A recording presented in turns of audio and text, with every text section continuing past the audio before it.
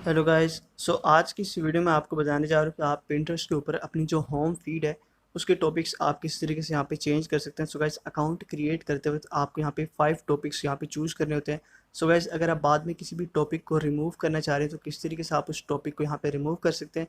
So guys, उसके लिए सबसे पहले आपको अपने पिंटरेस्ट पे के अकाउंट पे अंदर यहाँ पे आपको सबसे नीचे आपकी प्रोफाइल का आइकन मिलता है, आपको यहाँ पे टैप करना है। और गाइस, सिंपली आप अपनी पिंटरेस्ट की जो है प्रोफाइल पे आ जाना, यहाँ पे आपको अपर राइट कोने के ऊपर जो 3 डॉट्स का ऑप्शन मिलता है आपको यहाँ पे टैप करना है। और उसके बाद सिंपली आपको सेटिंग्स में आ जाना है।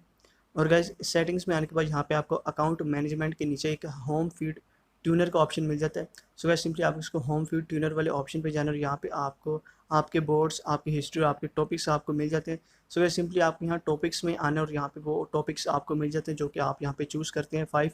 सो गाइस, अगर आप किसी भी टॉपिक को यहाँ पे रिमूव करना चाह रहे हैं, सो गाइस सिंपली आपको यहाँ रिमूव का ऑप्शन मिल जाता है हर टॉपिक के ऊपर। सो गाइस, आपको सिंपली किसी भी टॉपिक को रिमूव करने के लिए सिंपली इसको यहाँ रिमूव वाले ऑप्शन पर टैप करना है।